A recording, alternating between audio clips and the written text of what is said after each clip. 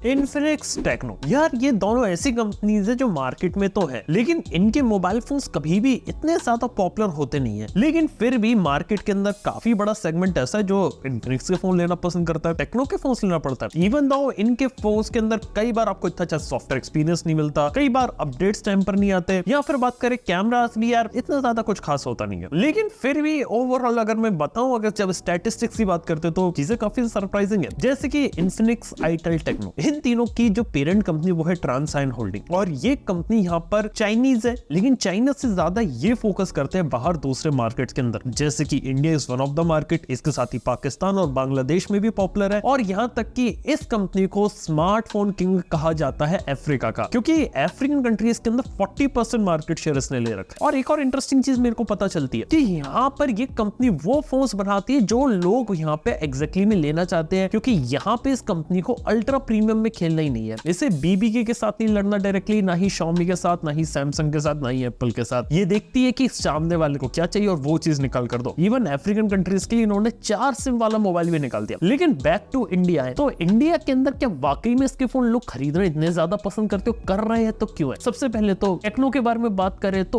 कुछ समय पहले बजट फोन में खेलते थे, आज के समय में mid range, upper mid range में ये लोग खेल रहे हैं। जहां एक समय पे लोग Xiaomi से compete करते थे, अब अपने आप को थोड़ा सा एक लेवल ऊपर ले जाके सैमसंग से भी compete करना है, वन प्लस से भी करना है, और यहां तक कि एप्पल जैसी कंपनी का मजाक भी उड़ाना है और अपने भी फोल्डेबल और प्रीमियम फोन्स को निकालना है। इन्फिनिक्स की बात करें तो बड़ी स्क्रीन का फोन निकालना है, गेमिंग फोन निकालना है, प्रोसेसर अच्छा होना चाहिए। आईटेल की बात करें तो ये कंपनी बजट सस्ते फोन्स निकालेगी कि बिल्कुल ही अफोर्डेबल कैटेगरी के स्मार्टफोन्स और जो बेसिक फीचर फोन्स होते हैं ना उन्हें। लेकिन इस कंपनी की देखा तो इंडिया के अंदर स्ट्रेटेजी काफी ज्यादा लगे और काफी ज्यादा चीजें ऐसी हैं जो कंपनी के हित में यहाँ पे चलेगी। सबसे पहली चीज, ये कंपनी टीयर 1 सिटीज को टारगेट करती नहीं है। सबसे पहली बात, इंडिया में जो टीयर 1 सिटीज होती है वहां पे ब्रांड कॉन्शियस यूजर होते हैं, और ब्रांड कॉन्शियस यूजर ये देखता है कि सामने वाला फोन में जिस कंपनी का ले रहा हूं वो ब्रांड कैसा है। इसी वजह से एप्पल जैसी कंपनी टीयर 1 सिटीज के कारण इंडिया में बहुत अच्छा करे, क्योंकि वहां पे ब्रांड कॉन्शियसनेस के कारण लोग एप्पल का आईफोन लेना पसंद करते हैं या सैमसंग लेना पसंद करते हैं। और ब्रांड एक काफी बड़ी चीज है आज भी इंडिया में, जिसके दम पे मोबाइल फोन कंपनीज मोबाइल बेच सकती है। हालांकि ट्रांसन स्पेसिफिकली अगर मैं टेक्नो की बात करूं, ये कंपनी फोकस करती है टीयर 2, टीयर 3 सिटीज को, जो स्मॉल टाउन्स होते हैं या रूरल एरियाज होते हैं, वहां पे टेक्नो फोकस करती है। और टेक्नो की खास बात ये कि टेक्नो फोकस करती है ऑफलाइन सेगमेंट के अंदर, जहां पे ये लोग आज के समय में बेटर प्रॉफिट मार्जिन दे रहे हैं। डीलर्स वगैरह के साथ पता चला कि यहाँ पे Xiaomi जैसी कंपनी तकरीबन 3.5% का मार्जिन देती है, सैमसंग 2.5% देती है, तो वहां पे टेक्नो 5% देती है। लेकिन आज भी मार्केट में जो सबसे ज्यादा मार्जिन जो कंपनी प्रोवाइड करती है वो है वीवो, जिस कारण से वीवो को पुश किया जाता है। लेकिन टेक्नो को भी टीयर 2, टीयर 3 सिटीज के अंदर यहाँ पे पुश किया जाने लगा है, जिस कारण से ये लोग धीरे धीरे ग्रो कर रहे हैं। हालांकि अगर मैं इन्फिनिक्स, टेक्नो, आईटेल को इंडिविजुअली देखता हूँ तो इतने ज्यादा बड़े नहीं लगते, लेकिन जब इनको कंबाइन करके देखता हूँ तो यहाँ पे इनका मार्केट शेयर काफी इंक्रीज हो जाता है। कई बार ये लोग ग्लोबल लेवल पर टॉप 5 प्लेयर भी बन जाते हैं, और इंडिया के अंदर ये लोग रियलमी जैसी कंपनी को यहाँ पे टक्कर दे देते हैं। इसके साथ ही मार्केटिंग भी बहुत ज्यादा एग्रेसिव कर रहे हैं। दीपिका पादुकोण यहाँ पे टेक्नो की ब्रांड एम्बेसडर है, आईटेल जैसी कंपनी का ब्रांड एम्बेसडर ऋतिक रोशन है यहाँ पे।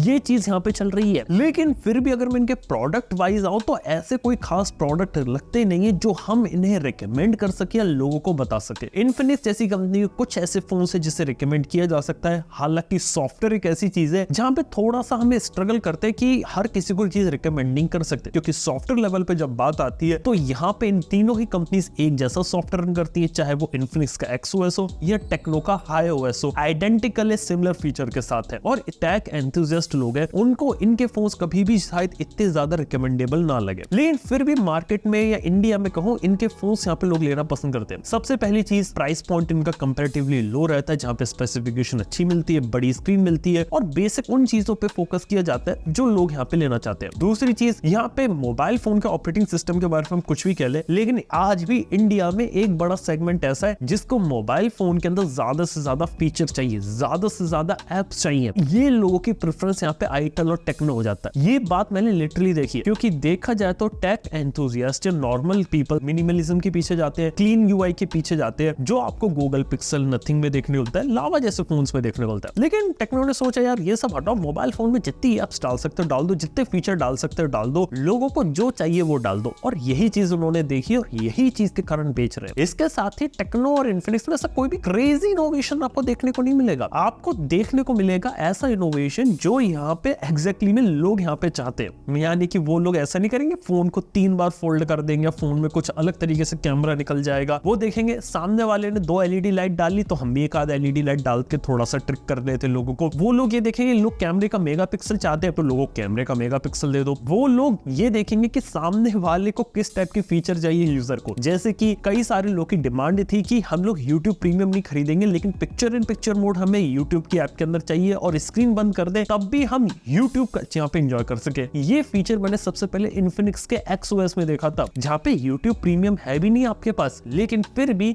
आप YouTube को बैकग्राउंड में यहाँ पे चला सकते हो। इस टाइप के फीचर्स यहाँ पे इंटीग्रेट करना शुरू कर दिए इन्होंने अपने फोन्स के अंदर, जो टेक्निकली इनकी लैंग्वेज में इनोवेशन है लेकिन कोई ऐसा बड़ा इनोवेशन, कोई गेम चेंजर फीचर नहीं है। लेकिन जो चीज लोगों को चाहिए कई बार वो चीज लोगों को लाकर दे दो ना, इस वजह से भी यहाँ पे मार्केट में लोग सक्सेसफुल हुए। इसके अलावा देखा जाए तो स्ट्रॉन्ग मार्केटिंग है, स्ट्रॉन्ग ब्रांड प्रेजेंस है। लेकिन फिर भी देखा जाए तो आज के समय में जो मेजोरिटी फोन जो टेक्नो और इन्फिनिक्स सोल्ड करते हैं वो अंडर 20,000 रुपीज के सेगमेंट के और मेजोरिटी सेल्स यहाँ पर होती है और 20,000 रुपए से ऊपर जाना तो इनके लिए काफी डिफिकल्ट हो चुका है। Xiaomi, Realme 25-30 हजार के सेगमेंट तक खिसक चुकी है लेकिन इनके अलावा कंपनीज की जो ब्रांड वैल्यू है वो एक टियर और नीचे, जिस कारण से ये लोग ऊपर जाने में स्ट्रगल करते हैं। और जब भी ये महंगा फोन निकालते हैं तो कई बार ब्रांड परसेप्शन चेंज करने के लिए निकालते हैं लेकिन ये चेंज इतनी जल्दी नहीं होने वाला है इनके साथ। इसके साथ ही स्ट्रॉन्ग मार्केटिंग एडवर्टाइजिंग ये लोग कर रहे हैं और ऊपर से इंडिया के अंदर जो चीज मैंने ऑब्जर्व करी है वो है प्रीमियमाइजेशन मार्केट का, जहां पे 20 से 30 हजार के सेगमेंट ग्रो किया है और आने वाले समय में लोग 30,000 रुपए के ऊपर के मोबाइल फोन के ऊपर भागेंगे, जिस कारण से हर एक कंपनी की प्रायोरिटी हो कि 30,000 रुपीज के सेगमेंट में कम से कम 1 या 2 फोन वो अपने निकाल के रखे जिससे मार्केट के अंदर वो एक अच्छा परफॉर्म करते रहे। टेक्नो इन्फिनिक्स अगर निकाल भी दे 30,000 रुपए के ऊपर के फोन तो भी उनको मार्केट में सस्टेन और बेच पाने में थोड़ी दिक्कत आती है। इसके साथ ही टेक्नो और इन्फिनिक्स जो मार्केट यहाँ पे कैटर करते हैं वो मार्केट अंडर 20,000 रुपीज का है और वहां पे ये लोग जब स्मॉल टाउन और रूरल को करते हैं यहाँ पे टारगेट तो वहां पे लोग की जो डिस्पोजेबल इनकम होती है वो इतनी होती नहीं है, जिस कारण से एक हद तक यहाँ पे ग्रो कर सकते हैं। तो देखने वाली बात है कि अभी के समय में टेक्नो इन्फिनिक्स ठीक है, यहाँ पे कुछ लोग इनके फोन लेना पसंद करते हैं लेकिन हाल ही में जब अगस्त में रिपोर्ट आई थी टॉप 10 कंपनीज की तब वहां पे इन्फिनिक्स, आईटेल, टेक्नो इन तीनों में से कोई भी नहीं था। ये सारी की सारी कंपनीज आउट हो चुकी थी। इनकी जगह मोटोरोला ने अपनी जगह बना ली थी, आईक्यू अपनी जगह बना ली थी, यहाँ तक कि एप्पल जैसी कंपनी यहाँ पर आगे निकल गई थी। लेकिन देखने वाली बात है कि आने वाले फ्यूचर में कंपनी ऐसे ही टिकी रहती है अपने प्रोडक्ट या स्ट्रेटेजी के अंदर कोई चेंज करके कुछ नई चीजें लाती है। हालांकि मार्केट के अंदर डिमांड है, इंडिया में एक सेक्शन ऐसा है जो टेक्नो लेना पसंद करता है, इन्फिनिक्स से इवन आईटेल भी पसंद करता है, लेकिन कब तक ये लोग मार्केट के अंदर चलते रहेंगे ये एक देखने वाली बात है। बाय द वे किसी ने अगर टेक्नो इन्फिनिक्स के फोन हाल ही में अगर यूज करे तो अपना एक्सपीरियंस जरूर बताना। मैंने भी इनको यूज किया है, मेरे हिसाब से फोन्स के अंदर काफी सारी अच्छी चीजें रहती है लेकिन एक जो कमी जो मेरे को लगती है वो लगती है सॉफ्टवेयर थोड़ा और अच्छा हो सकता है, कैमरा थोड़ा और बेटर हो सकता है। हालांकि देखा जाए तो ये लोग यहाँ पे सुन के अपने सॉफ्टवेयर को चेंज कर भी सकते हैं लेकिन अगर इन्होंने पूरा चेंज कर भी दिया तो इनका जो ऑलरेडी एग्जिस्टिंग मार्केट है तो वो लूज हो जाएगा। तो यार ये भी एक अलग ही प्रॉब्लम है जो इनके साथ यहाँ पे हो रही है। देखते हैं आने वाले समय में इन्फिनिक्स, आईटेल, टेक्नो इनके साथ क्या होता है और ट्रांस एंड होल्डिंग यहाँ पर क्या नया कर पाती है। आने वाला फ्यूचर काफी इंटरेस्टिंग हो सकता है इनके लिए। थैंक यू बने रहने के लिए। वीडियो अगर आप लोगों को इंटरेस्टिंग या पसंद है तो प्लीज वीडियो को लाइक करना, चैनल को सब्सक्राइब करना।